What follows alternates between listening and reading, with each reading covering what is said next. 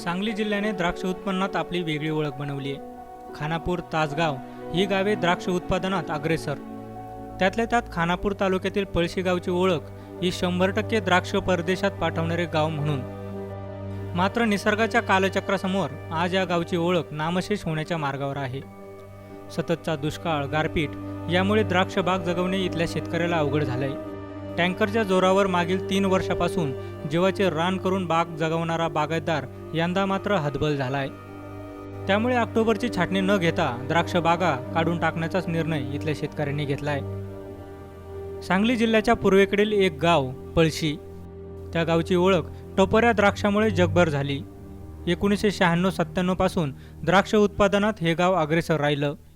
या गावची द्राक्ष बागेतून होणारी उलाढाल ही 25 कोटीच्या घरात होती। त्यामुळे गावात आर्थिक सुबत्ता आली आणि गावचा कायापालट झाला। गावातील उच्च शिक्षित तरुण देखील नोकरी सोडून द्राक्ष शेतीकडे वळाला। मात्र आज या गावातील द्राक्ष बागायतदार शेतकऱ्यांवर चिंतेचं ढग दाटून आलंय। ज्या द्राक्ष बागेवर या गावाने प्रगती साधली होती त्या बागा पाण्या वाचून जळून जात आहेत। आमचं गाव 96-97 पासून द्राक्ष निर्यातीत एक प्रसिद्ध गाव म्हणून झालेलं होतं आणि साधारण 8-10 वर्षे चांगले पैसे ह्या द्राक्ष निर्यातीत कमवल्यामुळं सर्व तरुण वर्ग ह्या द्राक्षात नोकरीच्या मागं न लागता द्राक्षात आला आणि 2014ला गारपीट झाली, त्यात आमचं नुकसान झालं। 2015ला अवकाळी पाऊस आला, त्यात आमचं मोठं नुकसान झालं आणि ह्या वर्षी मान्सूनचा पण पाऊस नाही, रिटर्न मान्सून पण अजिबात पडला नाही। कुठल्याही बोर 5 ते 7 मिनिटाच्या वर चालत नाही। त्यामुळं आम्हाला ही द्राक्ष तोडायची पाळी आली आणि हळूहळू ही एक बाग तुटली, ह्याच्या पाठोपाठ आता दुसरी तुटणार। रिटर्न मान्सूनचे दिवस संपत आले आणि पाण्याचा दुसरा सोर्स नाही। आणि दुसरी महत्त्वाची गोष्ट म्हणजे हे जी तयार झालेली काडी आहे ही 100% टँकरनं नेलकर्जीतून कॅनॉलमधनं पाणी आणून तयार केलेली काडी आहे। म्हणजे तो एकरी माझ्या अंदाजानं जवळजवळ 2-2 लाख रुपये त्यांनी एप्रिल-मे मध्ये खर्च केलेली शेतकरी ही एवढे मोठे नुकसान ही सोसायची आता मानसिकता राहिली नाही। त्यामुळं सरळ लोकांनी बागा तोडायचा निर्णय घेतला।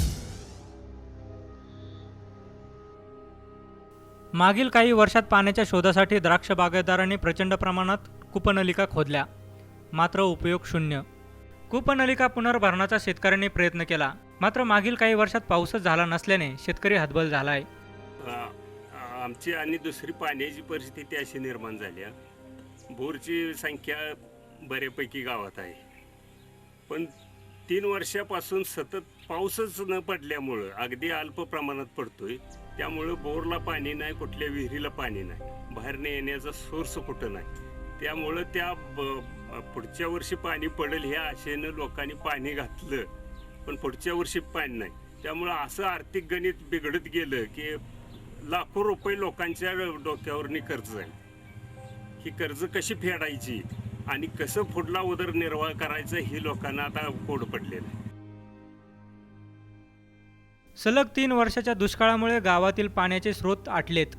एप्रिलमध्ये बागेची खरड छाटणी करून टँकरने पाणी देऊन बागेच्या काड्या तयार केल्या।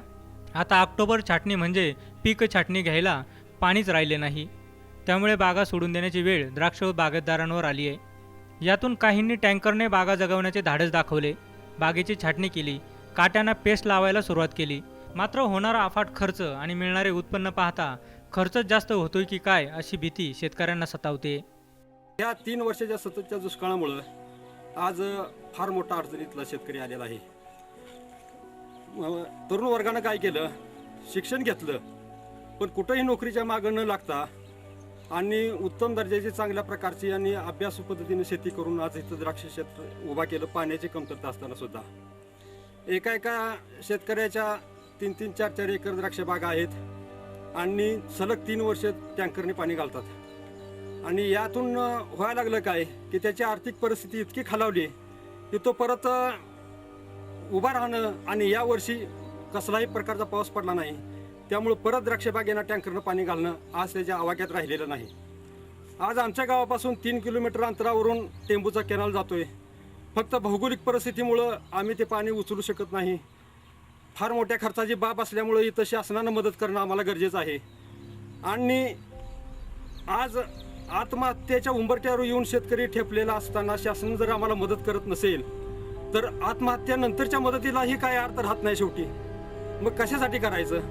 आज 5-10 लोकांनी आत्महत्या केल्यानंतर शेतकरी मग लाखो रुपये इथं आणून देईल, पण त्या लाखो रुपयाला काही अर्थ राहत नाही.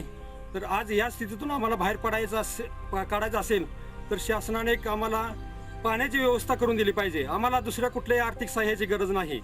आज अवकाळी आला, दुष्काळ पडला, 5-25 हजार रुपये एकरी मदत येते, बँकेतून जाऊन आम्ही ती मदत आणतो, ते इकडे तिकडे निघून जाते, त्याचा काही उपयोग नाही. आमच्या एका औषधाचा खर्चसुद्धा त्या मदतीतून निघत नाही. तर शासनानं कायमस्वरूपी आम्हाला पाण्याची इथं पाणी आणून दिलं पाहिजे आमच्या गावामध्ये, शेतीला, पिण्याला, सगळ्यासाठी. तरच आज जो तरुण वर्ग यात उतरलाय त्याच्या काहीतरी आयुष्याचं त्याचा हे होईल, नाही तर उद्ध्वस्त होणार आहे ते सगळे आयुष्य तरुणांची. मागील 3 वर्षापासून टँकरने बागा जगून शेतकरी मोठ्या कर्जाच्या कचाट्यात सापडलाय. यंदा नाही तर पुढच्या वर्षी सगळा खर्च निघेल अशा आशेने काही शेतकरी आजतागायत पैसा खर्च करतायत. मात्र हा संकटाचा फेरा वर्षागणित वाढतच चाललाय. ज्या द्राक्ष शेतीने पळशी गावातील लोकांना समृद्ध केले ती शेती टिकवण्यासाठी द्राक्ष बागायतदार मागील 3 वर्षापासून झगडतोय.